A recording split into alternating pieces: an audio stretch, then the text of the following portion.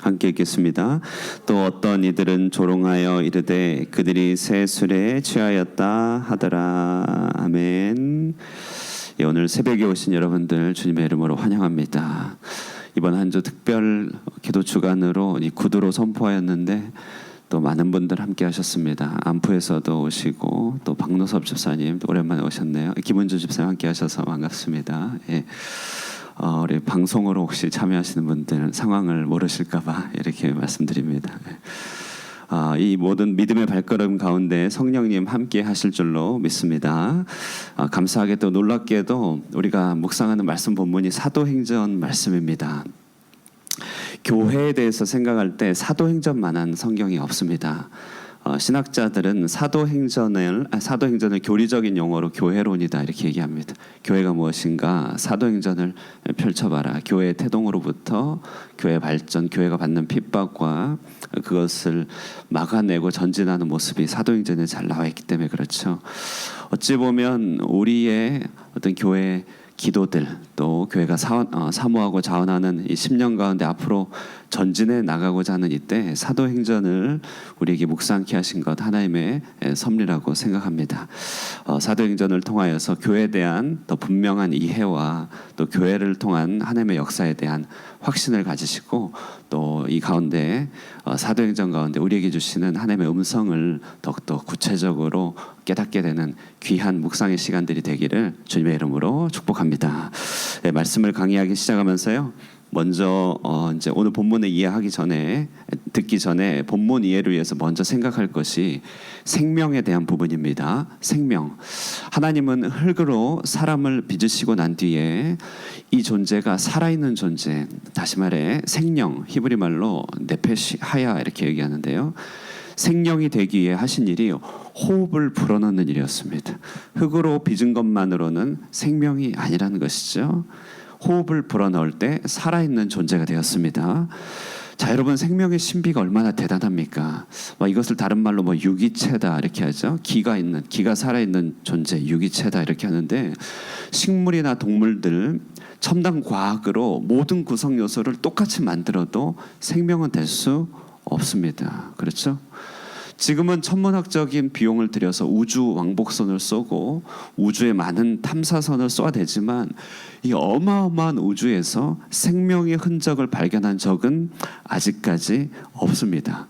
물론 옐로우 저널에 의하면 있다고는 하지만 그건 그냥 뒷얘기죠. 생명의 일은 어마어마한 거고 대단한 것이고 희귀한 것입니다. 그렇다면 이 생명에 대한 이야기를 공동체로 사람 사이의 모임으로 가져올까요?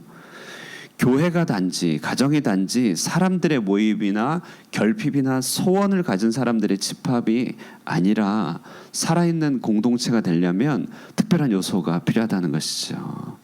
무엇이 필요할까? 그것이 우리 이 질문을 가지고 함께 생각해 본다면 꼭 필요한 것, 우리 공동체에 생명이 있기 위해 우리 공동체가 생명이 되기 위해서 꼭 필요한 것은 바로 성령님의 역사라고 한다는 것입니다. 성령님의 역사.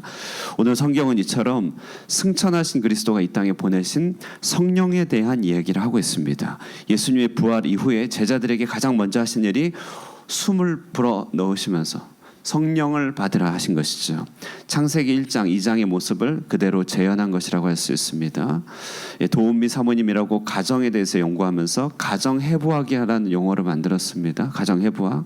가정이 그냥 있는다고 그냥 가정이 아니란 것이죠. 생명으로 작동하지 않으며 기능하지 않으며 죽어있는 것과 같다. 그래서 해부한다. 해부해서 살아있도록 여러 가지 요소들을 고려한다 이 말이에요. 교회도 공동체도 가정도 성령이 없으면 그냥 살았으나 죽은 것 같다는 것이에요. 오늘 성경 승천하신 그리스도가 보내신 성령에 대해서 짧지만 아주 촘촘하게 말씀하고 있습니다. 첫 번째 하나씩 살펴보면요. 첫 번째는요. 성령은 오순절의 영이다 이렇게 얘기하고 있습니다. 2장 1절 말씀 한번 볼게요. 2장 1절 시작. 오순절 날이 이미 이름에 그들이 다 같이 한 곳에 모여 있더니 성령은 오순절에 강림했습니다. 그래서 성령은 오순절의 영입니다. 자, 성령이 오순절의 영이다. 여기에는 즉시로 한 세 가지 의미가 따라옵니다. 일단 오순절이란 말이 무슨 말인지 혹시 아시겠죠? 오순절은 순이란 말은 열을 말하는 것이고 오순 그러니까 50일째 되는 날입니다. 언제로부터 50일 되겠습니까? 6월절로부터 50일입니다. 6월절로부터 50일. 그러니까 예수님이 죽으신 때부터 50일 됩니다. 자, 오순절은 역사적으로 이스라엘 백성들이 6월절에 출애굽하고 나서 시내산에 도착하여 율법을 수여받기까지의 기간이 50일입니다. 50일이에요. 그래서 시내산에 도착하여 율법 받은 그때가 50일째 되는 날이었습니다. 이때 율법을 받았다는 것이죠. 그런데 성령님이 오순절에 내렸습니다. 이것은 무엇을 말합니까? 성령은 율법을 성취하도록 하는 완성의 영이다 이 말입니다. 자, 율법은 성령이 없을 때는 어떻게 됩니까? 정죄의 도구가 됩니다. 맞습니다. 아무리 좋은 기준 이렇게 들이내밀어봐야 그것은 정죄의 도구가 되죠. 우리가 지식이 없어서 못 사는 거 아니잖아요. 율법은 죽이는 도구가 됩니다. 육신이 연약해서 그렇죠. 그런데 율법 자체는 하나님의 성품을 드러냅니다. 그렇기에 율법은 좋은 거예요. 문제는 인간이 힘이 없어서 문제죠. 이때 율법의 정신을 우리에게 불어넣어주고 하나님의 뜻을 불어넣어준다는 것이죠. 율법을 이룰 수 있도록 우리에게 능력을 주신다. 이게 바로 성령이죠. 그래서 성령이 오순절에 강림한 것입니다. 다시 말해 구약에 율법 수여받았던 모세의 율법에 그 수여받은 그 의미가 성령 강림으로 완벽하게 성취가 된 것입니다. 성령을 받은 자 하나님 뜻대로 살아갈 수 있는 것이죠. 그래서 성령은 오순절의 영입니다. 성령이 오순절의 영이라고 하는 말은 뭐냐면 오순절은 농업의 관점에서 보면은 맥추절이라고 합니다. 우리 다다음 주에 맥추절인데요. 물론 절기가 조금 의미는 시점은 다르지만 맥추절입니다. 자, 맥추절은 보리를 추수하는 절기죠. 보리 추수는 여름 추수죠. 여름 추수는 앞으로 오게 될 가을 추수를 예고하는 것입니다. 보리 추수는 약간 임시적이죠. 가을 추수를 미리 맛보게 한다는 것이에요. 다시 말해 보리 추수, 보리 거두었으니 앞으로 온갖 과일 곡식 다 거둘 것을 미리 맛보고 예고한다. 자, 이게 맥추절의 의미입니다. 그래서 맥추절의 영이죠. 성령은 오순절의 영은 맥추절의 영인데 앞으로 이 땅 가운데 대대적인 영적인 추수가 시작될 것이다라고 하는 것이 예고된 것이 이게 오순절의 영이란 말입니다. 뿐만 아니고 맥추 다시 말해 이 보리를 먹을 때 사람들은 앞으로 온갖 곡물과 과일을 먹을 것을 예고하잖아요. 성령을 처음 먹은 우리는 앞으로 종말의 천국의 때에 맛보게 될 영원한 안식을 미리 맛보게 된다는 것이에요. 성령 충만한 자 종말을 살고 있는 것입니다. 그래서 오순절에 성령이 임했다는 자체가 이미 세 가지 의미예요. 율법의 완성자가 임했다. 그죠? 대추수가 그때로부터 시작되었다. 종말의 예고편이다. 세 가지입니다. 이게 오순절에 임했습니다. 그런데 이 성령이요 오늘 보니까 불의 혀처럼 갈라졌대요.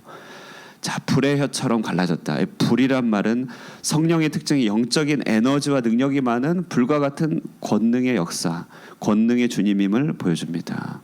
자, 그런데 보통의 불은 아래서부터 위로 올라가면서 그 끝이 하늘로 갈라지죠. 근데 오늘 불은 여러분 잘 보세요. 불은 위로부터 내려와 불꽃이 각 사람에게 갈라집니다. 그러니까 밑둥이라고 하는 것은 하나인데 이 밑둥이 하늘에 있고 불꽃이 아래로 갈라져 여러 사람에게 적용됩니다. 다시 말해 권능의 역사인 성령이 각 사람의 필요에 따라 나눠지고 있는 모습을 형상화한 것이죠. 성령은 영적 권능의 기초다. 그런데 하늘로부터 내려온다. 각 사람에게 적용된다. 그러나 밑둥은 하나로서 윗둥이네요. 성령은 하나이시다. 한 성령이 모두에게 임하여 권능을 주고 있음을 보여주고 있습니다. 자, 이러자 어떤 일이 벌어지느냐? 성령이 강림하니 다른 언어들로 말하기 시작했다고 합니다. 9절부터 11절까지죠. 지금 다 읽지는 않겠지만 당시 디아스포라 유대인이 살던 모든 곳을 망라한 것이에요. 지중해 전역에 흩어진 유대인들 전체를 말하고 있습니다. 자, 그 각각의 언어로 로마어로 아람어로 구레네 언어로 각각의 지역의 방언으로 성령을 받으니까 제자들이 각각의 언어로 말을 하고 있습니다. 자, 이때 이것을 난곱 방언이다 이렇게 얘기하죠. 자, 여기서 말하는 방언은 순복음교에서 가르치는 일반 기도 방언하고는 다릅니다. 여러분 이거 확실히 달라요. 순복음교에서 말하는 방언은 사람이 언어적 제한을 벗어나 영으로 기도한다는 의미에서 방언이라고 그냥 이름을 붙인 거예요. 그냥 용어가 마땅치 않아서 그래서 그냥 바울 때부터 그냥 이것을 방언이라고 이름을 붙였어요. 근데 오늘 본문에서 말하는 방언은 각각 자기의 방언, 난곳의 방언, 다시 말해 우리말로 하면은요 그냥 각기 언어입니다. 각기 언어. 예. 띵빗 그러죠. 예. 띵한, 예. 띵한 막 이런 거예요. 띵구레네 이런 겁니다. 근데 성령이 임하니까요 각기 다양한 언어로 말하기 시작했대요. 이것은 아주 일반적인 현상은 아닙니다. 그냥 항상 벌어지는 현상이 아니란 것이에요. 성령이 강림하신다는 이 사건은 이런 겁니다. 예수님의 죽음이 보편적이고 일반적인 사건입니까? 역사 가운데 한 번만 있으면 되는 사건입니까? 한 번이면 되는 거죠. 똑같이 이 성령의 강림은 한 번이면 되는 거예요. 그 구속의 완성의 마지막 증표로서 보여주는 한 번의 사건이에요. 다시 말해 성령은 항상 우리가 충만해야 되지만 성육신, 고난, 부활, 승천, 제위, 성령을 보내심 이 일련의 구속사로서는 한 번에 끝나는 하나의 일이고 이때부터는 이제 적용되는 일이라는 거예요. 그러므로 이것이 아주 특별한 일임을 보여주기 위해서 난곳 방언으로 말하게 하신 것이. 그럼 이게 왜 중요하느냐? 왜 중요하냐면요. 이것은 바벨탑 이후에 우리 언어가 다 흩어졌습니다. 우리가요 바벨탑 이후에는 아무리 같은 걸 말하려고 해도요 말이 안 통합니다. 그런데 성령이 임하니까 통하게 되었다는 것이에요. 각각의 언어는 틀려도 성령께서 하나님의 큰 일을 말하게 하셨다는 것이 이게 성령 강림의 굉장히 중요한 이유입니다. 인류가 본질적인 의미에서는 바벨탑 저주에서 벗어났음을 말합니다. 본질적인 의미에서는 어떤 장벽도 없음을 말합니다. 우리가 사실은 각 가정에 살아도 사실 말이 잘 안 통합니다. 아 해도 어로 알아듣고 이렇죠. 그렇지 않나요? 우리는 서로 다른 외계어를 말할 때가 많이 있습니다. 난 이걸 얘기하는데 다르게 알아들어서 오해가 많습니다.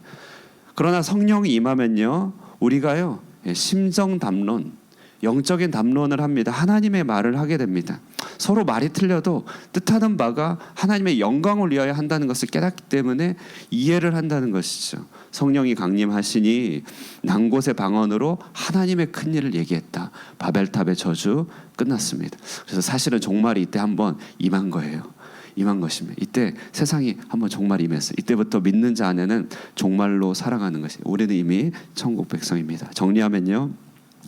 짧지만 얼마나 촘촘하게 누가가 기록했습니까? 성령은 세 가지 의미의 오순절의 영입니다. 율법의 완성자죠. 대추수가 시작됐습니다. 종말의 영으로 천국으로 우리가 이미 맛보게 되는 예고편입니다. 불의 혀처럼 갈라져서 모두에게 적용되고 권능이 임하지만 하나입니다. 난곳 방언으로 말하여서 바벨탑의 저주가 끝났습니다. 한 성령 안에서 하나님께 나아가는 길만이 있게 됩니다. 여러분 우리가 이 성령을 늘 취해야 됩니다. 성령은 우리의 가장 중요한 우선순위로 둬야 됩니다. 성령이 충만하면 능치 못할 일이 없습니다. 성령이 충만하면 해결하지 못할 갈등이 없더라고요. 성령이 충만하면 지혜와 해안이 열립니다. 불교에 보면 눈이 앞에 하나 달려져 해안이라고 하는 눈이 있죠. 사실 성령이 충만하면 해안도 열립니다. 우리는 맛있는 음식도 취해야 되지만 성령을 취하기를 더 갈구해야 됩니다. 우리가 범하는 죄악은 살인도 아니고 간음도 아니고 가장 큰 죄는 성령을 소멸시키는 죄입니다. 그러므로요 성령이 있어야지만 생명이 됩니다. 성령이 있어야지만 교회가 됩니다. 성령이 있어야지만 가정이 살아납니다. 우리가 우리에게 주신 이 성령의 말씀을 굳건히 붙들고 우리 기도 가운데 일상 가운데 성령을 들이키고 죄는 내뱉으면서 성령으로 늘 충만한 저와 여러분 되시기를 주님의 이름으로 축원드립니다. 기도하겠습니다. 은혜로우신 하나님 아버지 감사합니다. 역사 가운데 성령을 보내주셔서 인류 최초의 교회가 창설되게 하여 주시고 성령의 공동체 지금까지 연결된 이 엄청난 기적의 역사의 그 첫 출발을 보게 해주시니 감사합니다.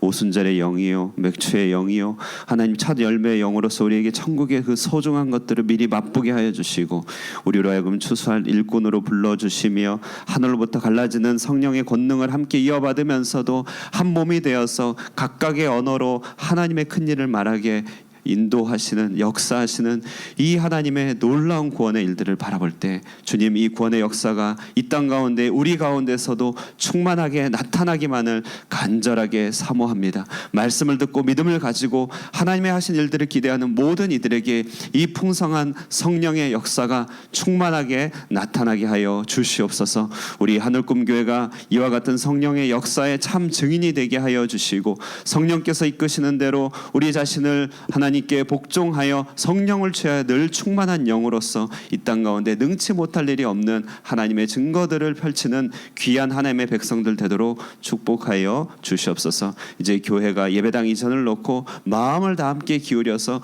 기도합니다. 우리의 기도 가운데 오늘 우리에게 말씀해 주신 성령의 역사가 충만하게 나타나게 하여 주시고, 기도하고 소원하는 모든 이들의 간구를 주님께서 응답하여 주시사 참으로 하나님 사모하는 이들에게 흡족한 것을 채우시고 먹이시는 놀라운 자비의 하나님 맛보게 하여 주시옵소서. 오늘도 이 기도 가운데 우리 성령님 운행하여 주시고 함께하여 주시기를 바라옵고 예수님의 이름으로 기도드리옵나이다. 아멘. 예, 우리 말씀 생각하시면서요. 예, 교회는 정말 성령입니다. 성령으로 충만한 교회 되게 하여 주시고, 예배당 이전을 위한 모든 이 기도의 과정 가운데 함께하여 주시고, 공동회 가운데 성령의 강림하신 가운데 우리 정말 위로부터 불의 혀처럼 갈라지는 것 같은 은혜의 역사 있게 하여 달라고 함께 기도하시고 앞길을 주관하여 주시기를, 우리 성도들을 위해서 기도하시고 우리 가정과 개인, 교회와 나라를 위해서 기도하고 돌아가도록 하겠습니다. 기도하겠습니다.